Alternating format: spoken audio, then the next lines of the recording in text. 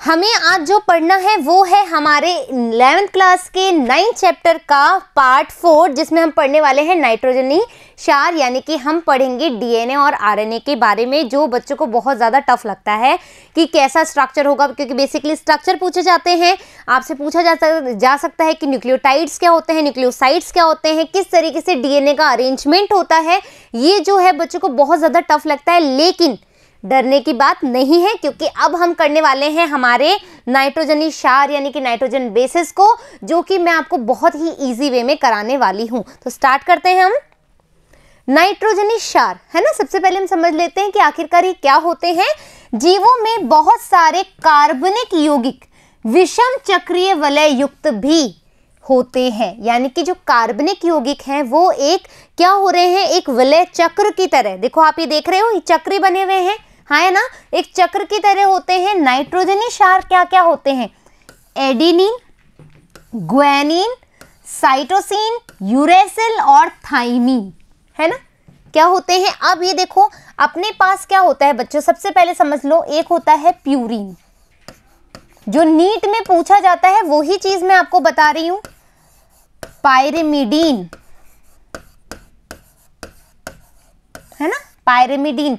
अब क्या होता है, जब मैं भी छोटी थी, जब मतलब छोटी इन द सेंस है कि जब मैं भी क्लास में आपके साथ पढ़ती थी, तो क्या होता था, मेरे को याद नहीं रहता था कि प्यूरिन में मतलब क्या आएगा, है ना, मतलब थाइमीन आएगा कि यूरेसिल आएगा, साइटोसिन आएगा या हमारा एडेनिन आएगा। मैं हमेशा कंफ्यूज रहती थी और हमेशा मेरा क्वेश्चन भी गलत जाता था।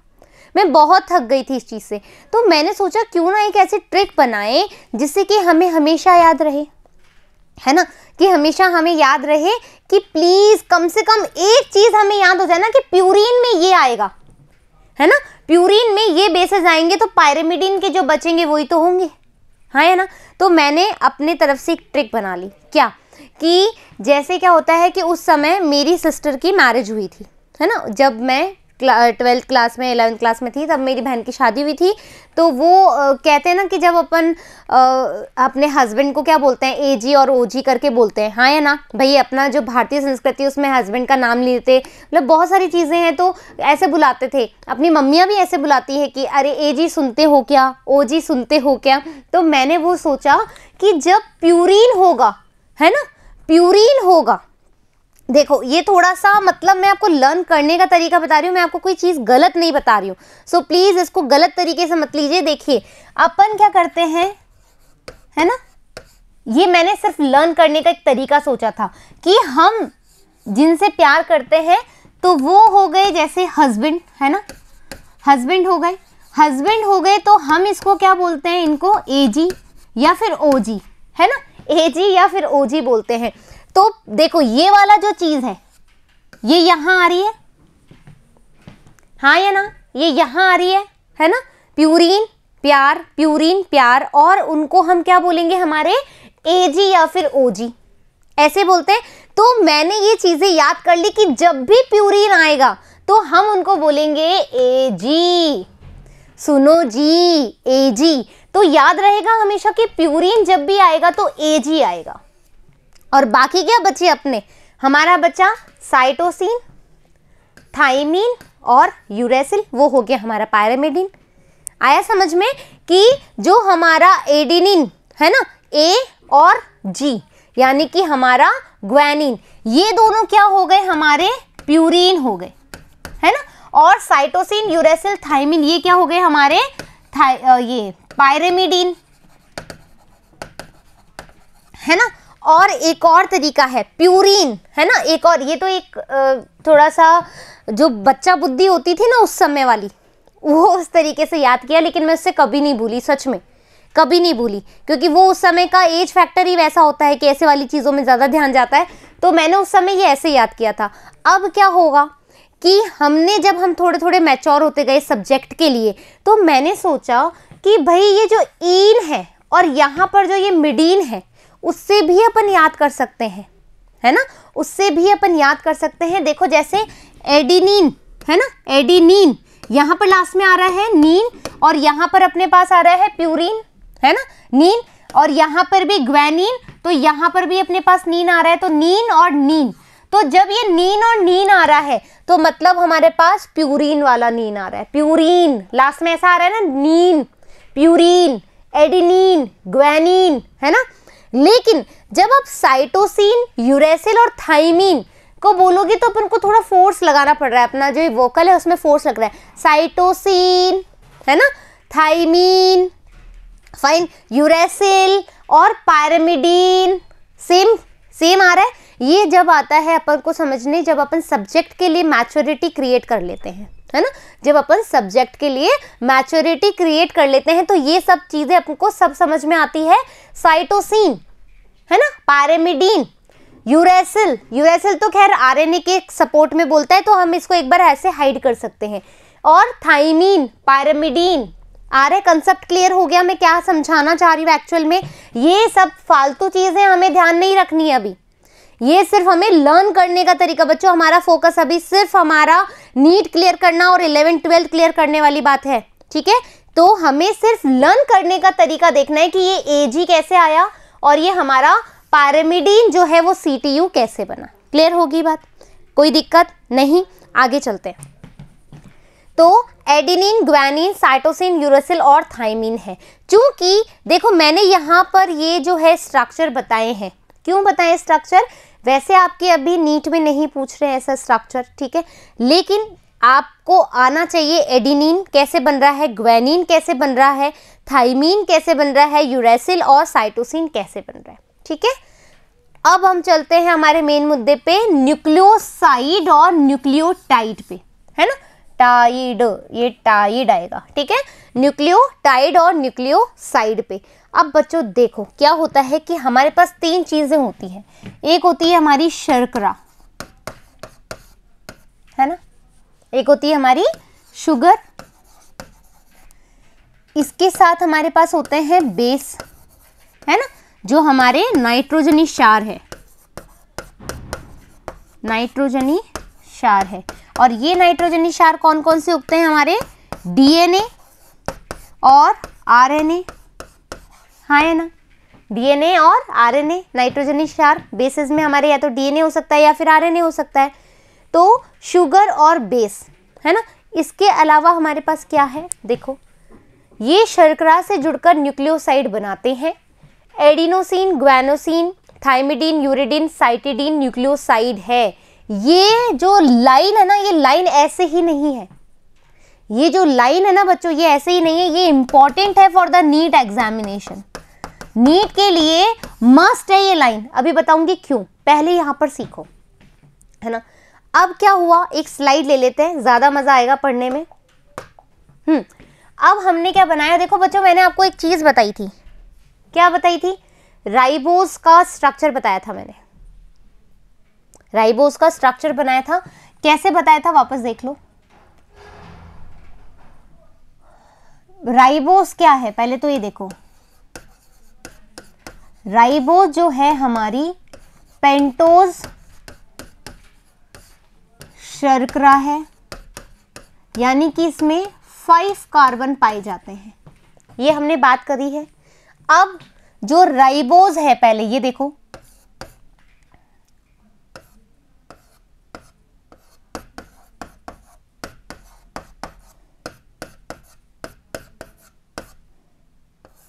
एक दो तीन चार 5, है ना, यहां पर अपने पास आ जाएगा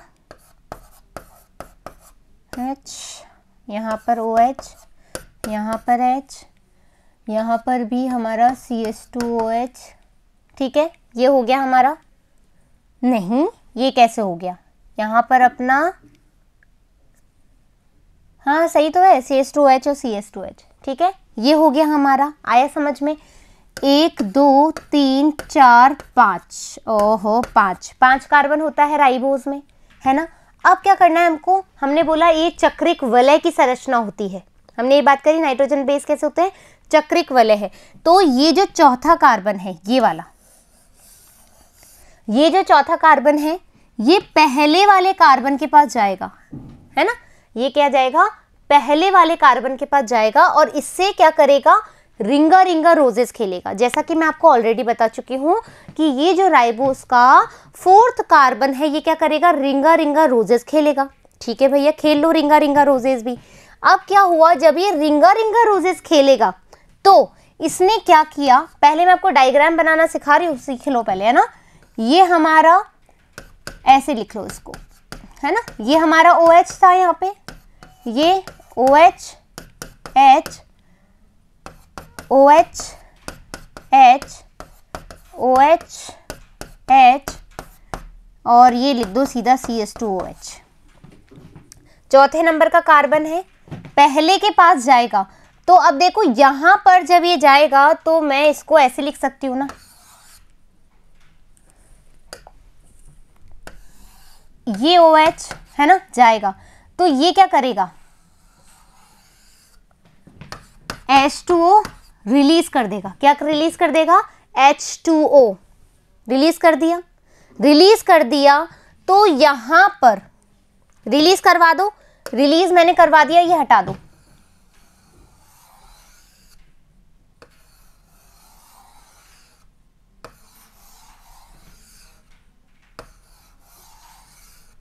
ठीक है, मैंने रिलीज करा दिया, H2O मैंने हटा दिया है, तो ये ऐसे हो जाएगा। यहां पर ऐसे कर दो H2O, ये ऐसे बन जाएगा।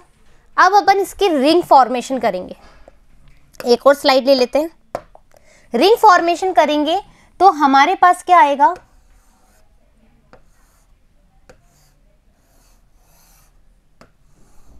ठीक है, ये हमारा O है, ये हमारा पहला कार्बन है, ये हमारा दूसरा कार्बन है, ये हमारा तीसरा कार्बन है, ये हमारा चौथा कार्बन है और ये हमारा 5वां कार्बन है ना। नंबरिंग हमने कर दी। नंबरिंग करना बहुत जरूरी होता है क्योंकि बॉन्ड जो फॉर्मेशन होगा वो नंबरिंग से ही होता है।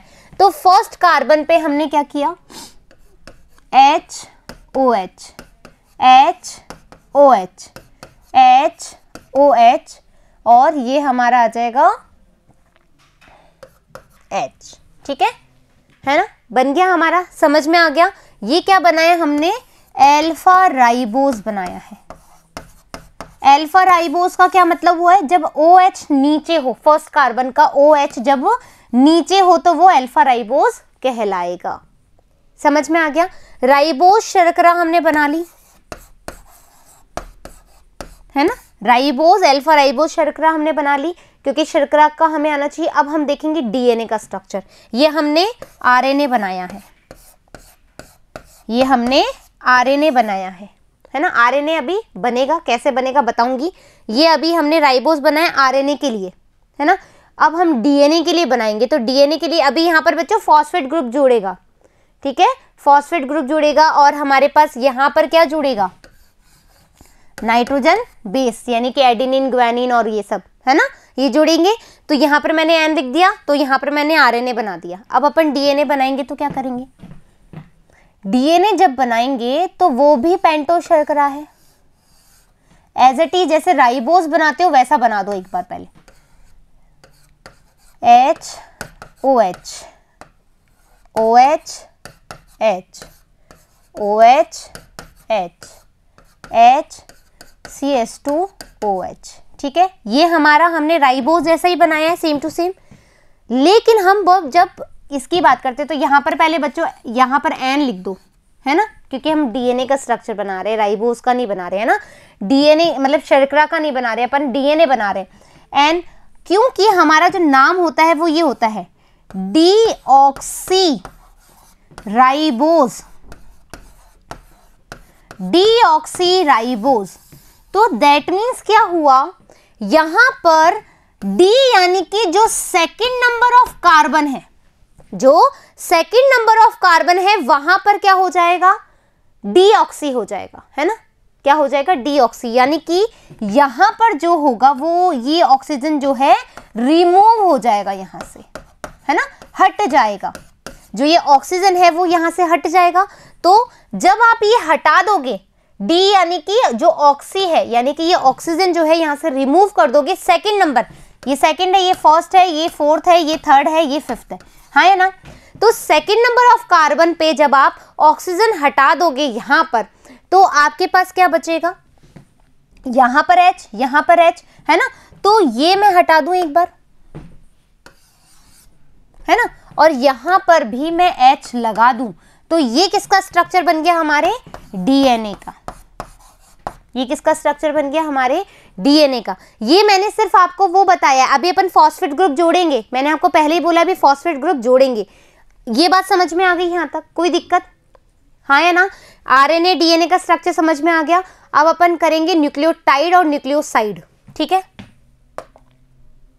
एक और स्लाइड। तो अब अपन इधर देखेंगे न्यूक्लियो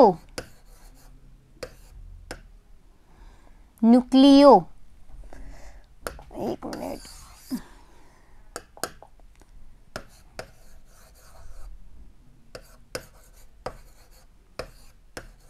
न्यूक्लियोसाइड,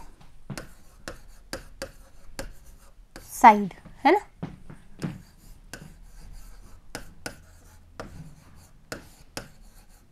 न्यूक्लियोटाइड, चूंकि यहां पर आपको पता है कि बहुत सारे क्वेश्चंस आते हैं, है ना, न्यूक्लियोटाइड और न्यूक्लियोसाइड में बहुत सारे क्वेश्चंस आते हैं, तो हमें समझना होगा कि न्यूक्लियोटाइड और न्यूक्लियोसाइड को हम किस तरीके से डिफरेंशिएट कर सकते हैं, किस तरीके से हम उनको अलग अलग बता सकते हैं। चूंकि बच्चों जब अपन न्यूक्लियोसाइड की बात करेंगे तो वहां पर क्या होगी, शर्करा, है ना। शर्करा में या तो आरएनए हो सकता है या फिर डीएनए हो सकता है ना। आरएनए भी हो सकता है, राइबोज भी हो सकती है और डीऑक्सीराइबोज भी हो सकती है। प्लस हमारे पास क्या है, नाइट्रोजन बेसिस। अरे बच्चों एक मिनट,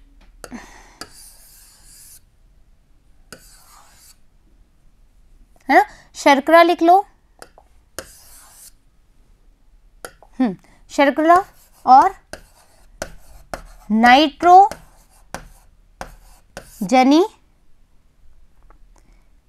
बेस, है ना। नाइट्रोजन बेस यानी कि एडेनिन, ग्वानिन, साइटोसिन, ठीक है, यानी कि adenine, guanine, thymidine, cytosine, uracil, ठीक है। अभी अपन इसकी बात करेंगे कि जब हमें न्यूक्लियोसाइड में ये बताने हो तो किस तरीके से रिप्रेजेंट करते हैं, और न्यूक्लियोटाइड में जब हमें बताने हो यही नाइट्रोजनी क्षार, तब वो कैसे होते हैं, ठीक है। तो जब बच्चों यहां पर सिर्फ ये दो चीज है तो ये कहलाएगा हमारा न्यूक्लियोसाइड। अब यहां पे शर्करा है, ठीक है, प्लस हमारे पास नाइट्रोजनी क्षार है और प्लस हमारे पास यहां पर फॉस्फेट ग्रुप भी है,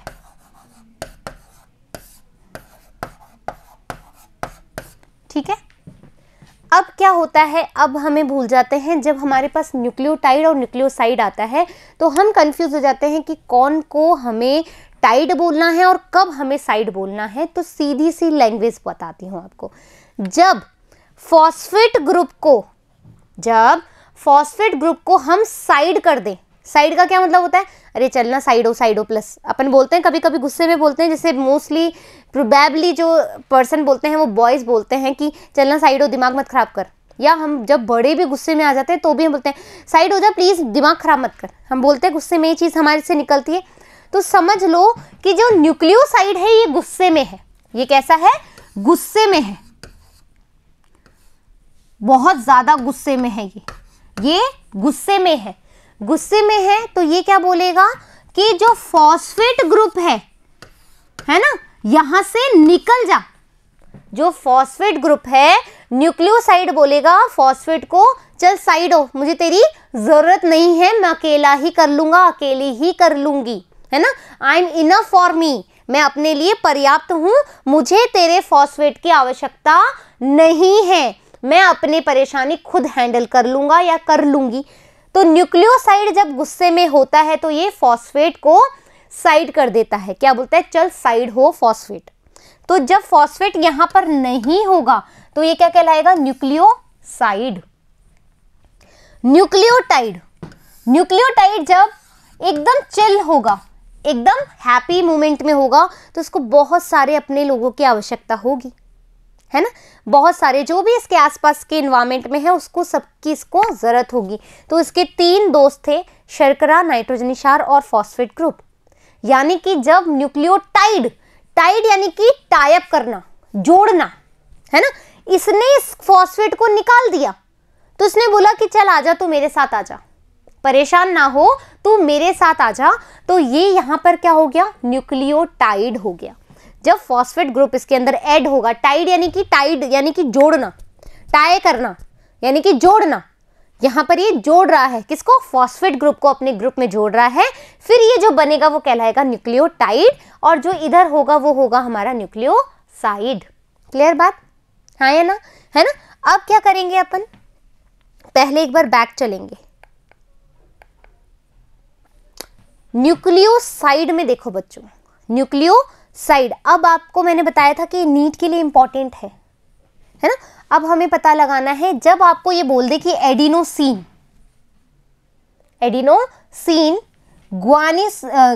ग्वानोसिन, थाइमिडीन, यूरिडिन और साइटिडीन, जब ये हमें बोल दे तो हमें कैसे पता लगेगा कि न्यूक्लियोटाइड के बारे में बात हो रही है कि nucleoside.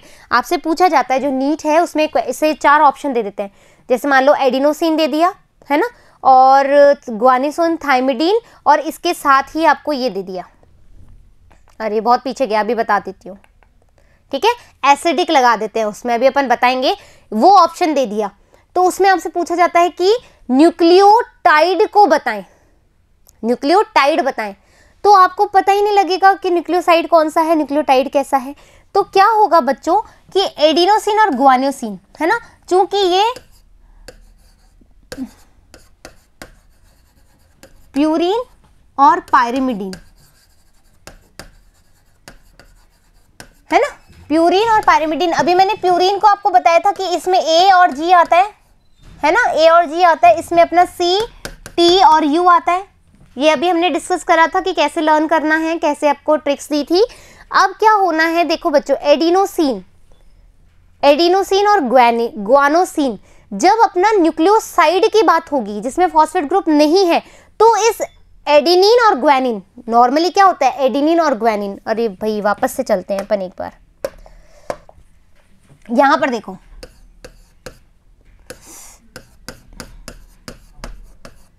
Adenine, guanine,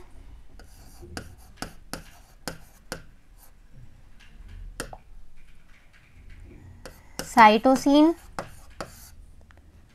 adenine, guanine, cytosine, thymidine, thymine, uracil, है ना। ये तो क्या है हमारे नॉर्मल सिंपल नाइट्रोजनी क्षार है। अब क्या होगा जब ये अरे यार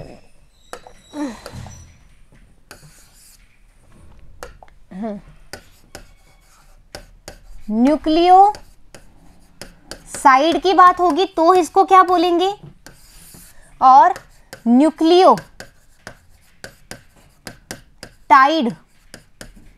है ना, न्यूक्लियोटाइड की बात होगी तो क्या बोलेंगे। तो यहां पर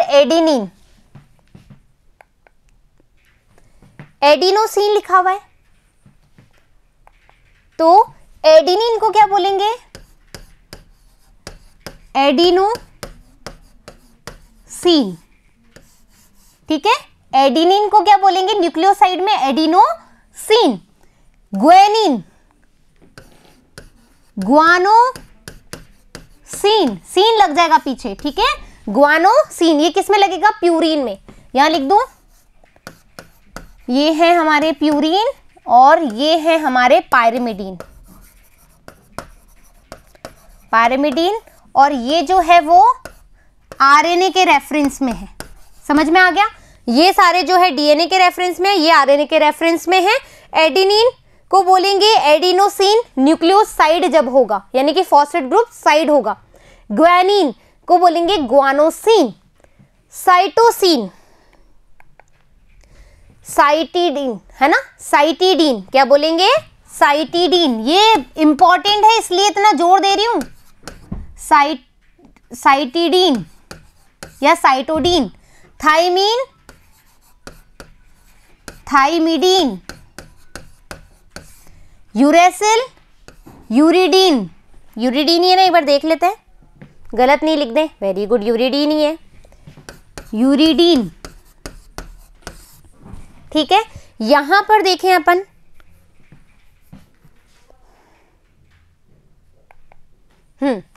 यहां पर पेंटोस शर्करा है और शर्करा, और इसके साथ ही अपने पास क्या है, अरे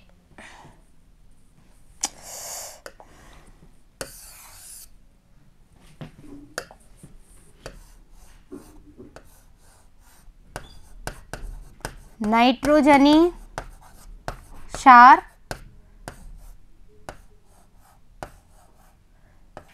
पेंटोस शर्करा, ये हो गया हमारा न्यूक्लियोसाइड। अब आगे चलते हैं अपन,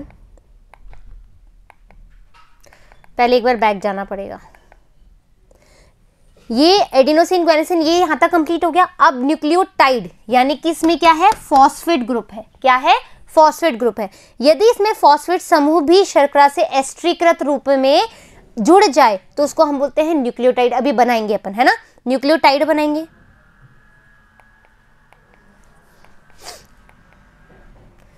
एडिनिलिक अम्ल, एडिनिलिक अम्ल, थाइमिडिलिक अम्ल, ग्वानिलिक अम्ल, यूरिडिलिक अम्ल और साइटिडिलिक अम्ल। यानी कि अब अपन क्या बनाएंगे, इधर आ जाओ वापस से,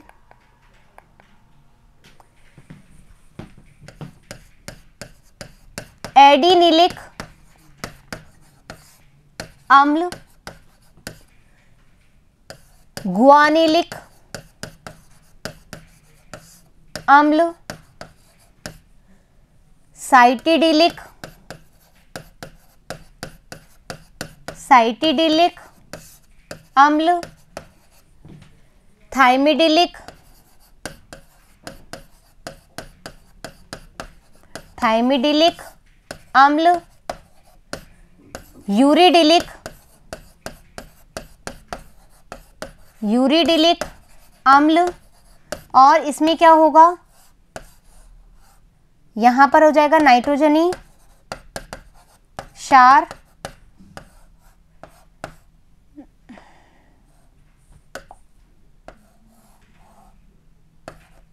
पेंटोस शर्करा, और साथ में जुड़ जाएगा हमारा फॉस्फेट ग्रुप। अब आप इसका स्क्रीनशॉट ले लो। इंपॉर्टेंट बहुत ज्यादा क्वेश्चंस आते हैं कि नाइट्रोजनी क्षार कौन से होते हैं, प्यूरिन पायरिमिडिन कौन से होते हैं, कौन सा आरएनए में आता है। इसके अलावा जब अपन न्यूक्लियोसाइड की बात करेंगे तो फॉस्फेट ग्रुप नहीं होगा, और नाइट्रोजनी बेसिस को अपन क्या बोलेंगे, एडिनोसिन, ग्वानोसिन, साइटिडीन, थाइमिडीन, यूरेडिन। और इन केस ऑफ न्यूक्लियोटाइड जिसमें फॉस्फेट ग्रुप ऐड होता है उसमें बोलेंगे एडिनलिक, यानी कि अम्ल में परिवर्तित हो जाता है, ग्वानिलिक, साइटिडिलिक और थाइमिडिलिक और यूरिडिलिक। क्लियर, बिल्कुल अच्छे से समझ में आ जाना चाहिए बच्चों, नहीं तो फिर क्या हो जाएगा, सब कुछ हौच पौच हो जाएगा। ये जो आपने टेबल बनाई है ये अच्छे से कहीं पर भी आप जहां बैठते हो ना वहां पर एक पेस्ट कर लो, उसको चिपका लो, ताकि घूमते फिरते करो, नीट में क्वेश्चन आता ही आता है इस पे डेफिनेटली। ठीक है, इंपॉर्टेंट है। अब अपन आगे चले, यहां तक हमने समझ लिया है ना। न्यूक्लिक अम्ल जैसे डीएनए, है ना, न्यूक्लिक अम्ल जैसे डीएनए और आरएनए आनुवंशिक पदार्थ के रूप में कार्य करते हैं। तो अब यहाँ पर देखो, ये राइबोस के लिए, ये अभी मत देखना आप, है ना, ये अभी अपन के काम नहीं आ रही है। अभी अपन के पास ये आ रही है सिर्फ राइबोस का। राइबोस अभी अपन ने बना दिया था, OH नीचे आ रहा था, हाँ है ना। अब अपन क्या करेंगे बच्चों, इसको बनाने से पहले अब अपन डीएनए का स्ट्रक्चर बनाएंगे। किसका बनाएंगे, डीएनए का स्ट्रक्चर सीख लो अच्छे से, है ना। डीएनए का स्ट्रक्चर देख लो, क्या होगा अपने पास सबसे पहले,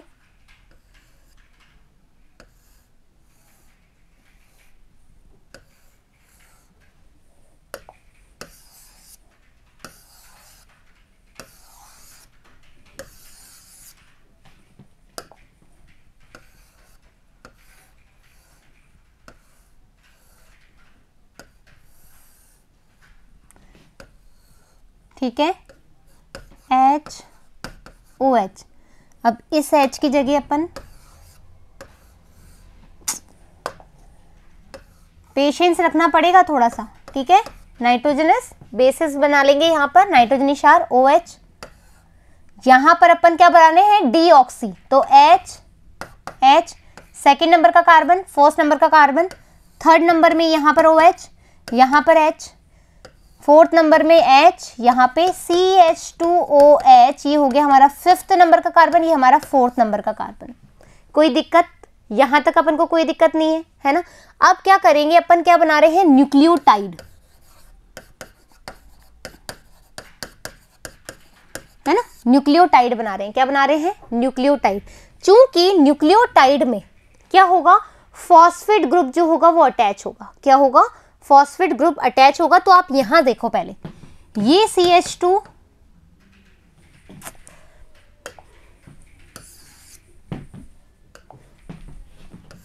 ठीक है,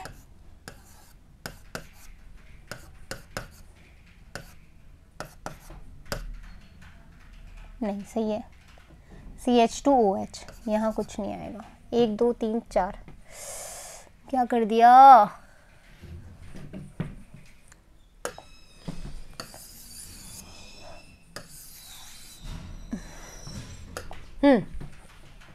ये हमारा हो गया CH2OH। अब आपको पता है यहाँ पर भी क्या जुड़ेगा, फॉस्फोरिक अम्ल जुड़ेगा, यानी कि H3PO4, है ना। ये क्या है हमारा, फॉस्फोरिक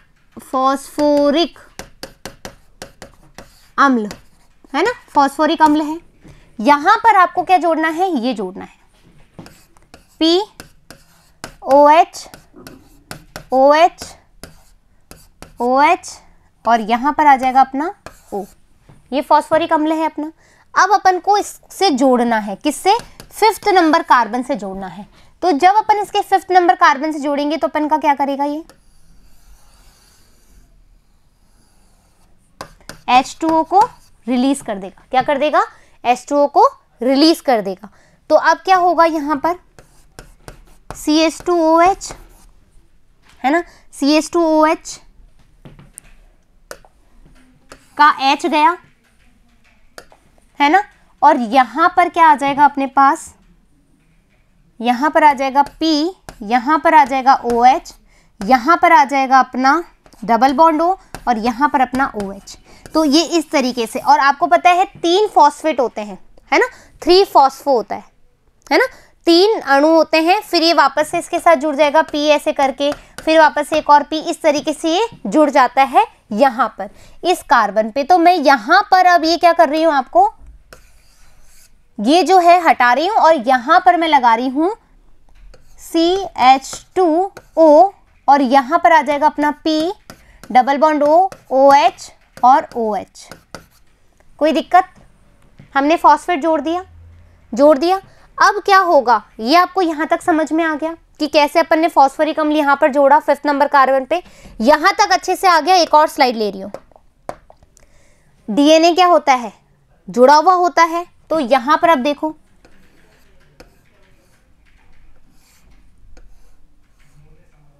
ठीक है, फिर एक और बना लो यहाँ पर, है ना, फिर एक और बना लो।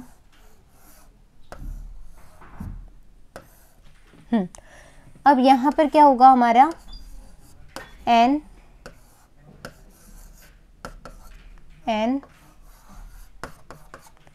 ठीक है।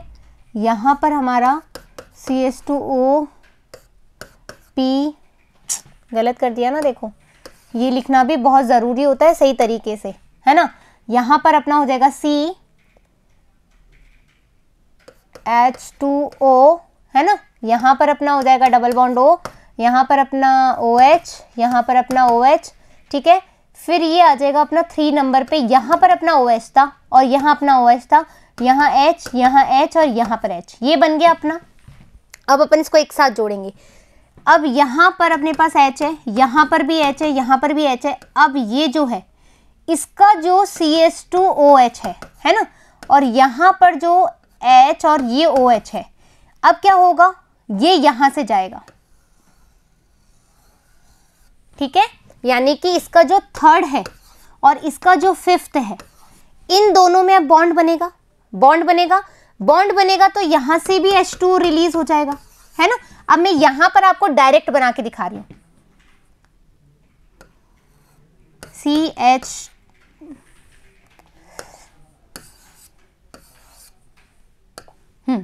यहां पर आ जाएगा CH2O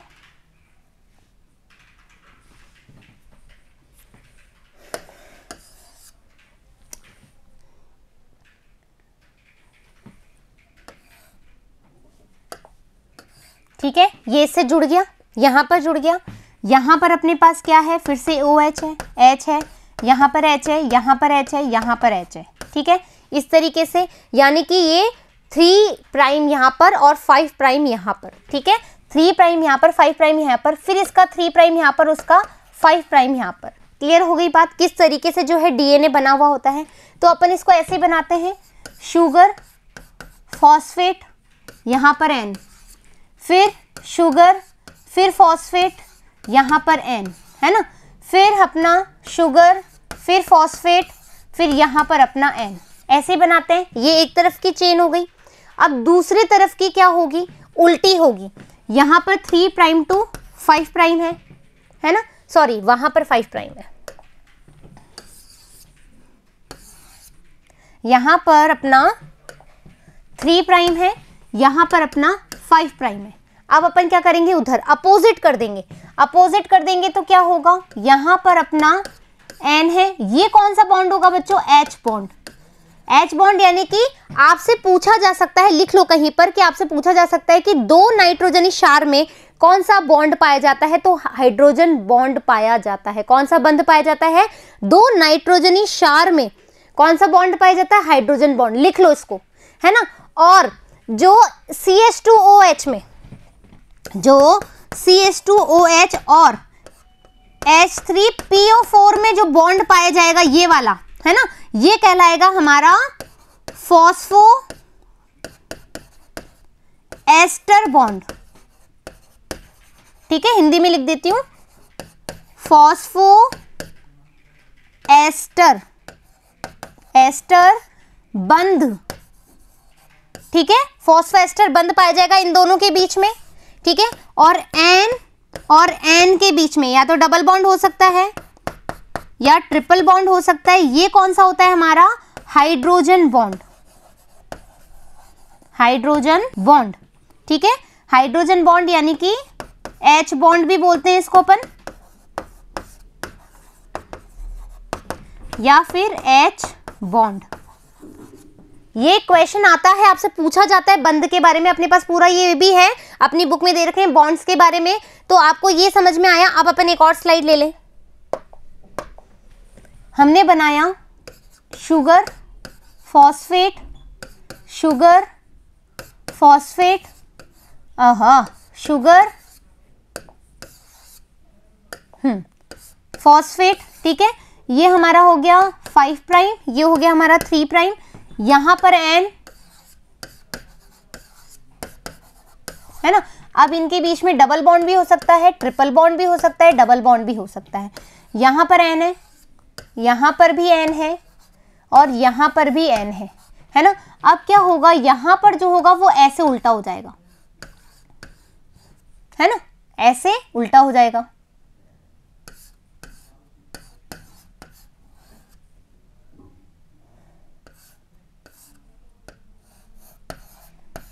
इस तरीके से, है ना, उल्टा हो जाएगा। यानी कि ये जो जुड़ेगा इस तरीके से जुड़ता है ना, ये ऐसे, फिर ये ऐसे, है ना भाई, 3 और 5। तो यहां पर अब आ जाएगा 3 प्राइम और नहीं, यहां पर आ जाएगा अब 5 प्राइम और यहां आ जाएगा अब 3 प्राइम, ठीक है, अपोजिट हो जाएगा। तो इस तरीके से जो है बच्चों, सॉरी, ये इधर आएगा, ये इधर आएगा और ये इधर आएगा, है ना। तो इस तरीके से जो है वो है डीएनए का स्ट्रक्चर बनता है ना। इस तरीके से डीएनए का स्ट्रक्चर एंटी पैरेलल, है ना, हम बोलते हैं ना एंटी पैरेलल होता है, ये भाई एंटी पैरेलल हमने बना दिया। क्लियर हो गई बात, अच्छे से समझ में आ गया। अब अपन देखते हैं आगे क्या है। अब है हमारा प्राथमिक और द्वितीयक उपापचय, यानी कि मेटाबोलाइट्स। क्या है, प्राथमिक यानी प्राइमरी मेटाबोलाइट्स और सेकेंडरी मेटाबोलाइट्स। ठीक है, प्राथमिक उपापचयज यानी कि प्राइमरी मेटाबोलाइट्स। ठीक है, प्राइमरी मेटाबोलाइट्स जीव ऊतकों में कुछ जैव अणु प्रमुखता से पाए जाते हैं जिन्हें प्राथमिक उपापचय कहते हैं। क्या कहते हैं? प्राथमिक उपापचय, जो बहुत अधिक मात्रा में पाए जाते हैं। प्राथमिक उपापचय ज्ञात कार्य करते हैं। क्या करते हैं? ज्ञात कर रहे हैं, यानी कि जो भी प्राइमरी मेटाबोलाइट्स होते हैं वो क्या करते हैं, उनकी बॉडी में या जो भी जिसकी बॉडी में पाए जाते हैं उनकी बॉडी में क्या होते हैं, जो भी नॉन वर्क होगा, यानी कि मैं जैसे मुझे उठना है, मुझे उठ करके पेस्ट करना है, फिर हमें नहाना है, फिर हमें रेडी होना है, रेडी होकर के यहाँ आना है और आपको पढ़ाना है, तो मुझे मेरा कार्य पता है। तो यानी कि जो भी मेटाबोलाइट बनेंगे वो कैसे होंगे? प्राइमरी, क्योंकि उनको ये कार्य पता है कि ये कार्य हमें करना है। ठीक है, तो प्राथमिक उपापचय ज्ञात कार्य करते हैं तथा यह कार्यकी में प्रमुख भूमिका निभाते हैं। मेरे को पढ़ाने में ये हेल्प करेंगे, है ना, मुझे सुबह उठाने में, पेस्ट करने में ये हेल्प करेंगे। मैं एक एग्जाम्पल ले रही हूँ, जैसे कि कार्बोहाइड्रेट, प्रोटीन, वसा आदि। ठीक है, ये क्या होंगे? प्राइमरी मेटाबोलाइट्स है। नीट में पूछा जाता है कि प्राइमरी मेटाबोलाइट्स के उदाहरण बताए हैं ये। ठीक है, अब द्वितीयक उपापचय यानी कि सेकेंडरी मेटाबोलाइट्स,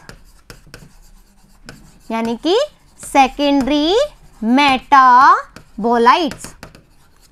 जब कोई पादप, कवक एवं सूक्ष्म जीवी कोशिकाओं, है ना, जब कोई पादप, कवक एवं सूक्ष्म जीवी कोशिकाओं का विश्लेषण करें, उसकी जानकारी देखें, तो इन्हें प्राथमिक उपापचयों के अतिरिक्त हजारों यौगिक ऐसे पाए जाते हैं जो कि सेकेंडरी मेटाबोलाइट, जैसे प्लांट में जो होता है बच्चों, जो आप रबर बनाते हो, कागज बनाते हो, है ना, जो आप जो गोंद है वो बनता है, क्या है? सब सेकेंडरी मेटाबोलाइट्स है। जो आप मेडिसिन बनाते हो, है ना, मेडिसिन में जो यूज करते हैं वो सब क्या है? हमारी सेकेंडरी मेटाबोलाइट्स हैं। तो हजारों यौगिक जैसे कि एल्केलाइट्स, फ्लेवेनॉइड्स, रबर, वॉश व सील जो तेल होता है हमारा, ठीक है, प्रतिजैविक यानी कि एंटीबायोटिक जो हम बीमारियों में लेते हैं बेसिकली, रंगीन वर्णक यानी कि जैसे इंडोल। आपसे क्वेश्चन आ जाता है सेकेंडरी मेटाबोलाइट्स के उदाहरण है, तो बहुत सारे उदाहरण दे देंगे, उसमें पूछ लिया वर्णक का एग्जाम्पल दे दिया इंडोल, तो आपको पता होना चाहिए कि जो इंडोल है वो सेकेंडरी मेटाबोलाइट का उदाहरण है। तो आपको ये अच्छे से पढ़ना पड़ेगा, कुछ एग्जाम्पल। अब आप क्या करोगे, मेरे पास एक और ऑप्शन है इस चीज को क्लियर करने के लिए, नीट का पेपर उठा लो, जहां पर भी सेकेंडरी मेटाबोलाइट से क्वेश्चन पूछे गए हैं आप देख लो। यदि फ्लेवोनॉइड्स के बारे में पूछा है तो आप देख लो कि हाँ फ्लेवोनॉइड्स में ये चीजें हमें देखनी पड़ेगी। हमसे पूछा है एल्केलॉइड्स, तो एल्केलॉइड्स का हमें ये देखना पड़ेगा। ठीक है, फिर इत्र, गोंद, मसाले, ये सब क्या है? हमारे सेकेंडरी मेटाबोलाइट्स हैं।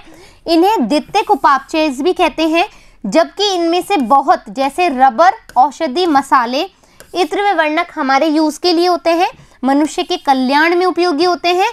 कुछ द्वितीयक उपापचयों का पारिस्थितिक महत्व भी है, यानी कि जो हमारा इकोसिस्टम है उसमें भी जो है सेकेंडरी मेटाबोलाइट जो है बहुत ज़्यादा उपयोगी है, महत्वपूर्ण है। आज हमने जो पढ़ा बच्चों, वो पढ़ा कि न्यूक्लियोटाइड और न्यूक्लियोसाइड क्या होते हैं, नाइट्रोजन बेसिस क्या होते हैं, उनका स्ट्रक्चर भी हमने देखा, हमने डीएनए का स्ट्रक्चर भी देखा। मैंने आपको हर चीज़ बहुत अच्छे से समझाई है, कौन कौन से बॉन्ड कहाँ पर बन रहे हैं, कैसे बन रहे हैं, ये आपने देखना है। ठीक है, तो इस तरीके से हमारा जो नाइट्रोजनी क्षार है वो भी फिनिश। फाइन, फिर मिलेंगे अपन नए टॉपिक के साथ, जब तक धन्यवाद।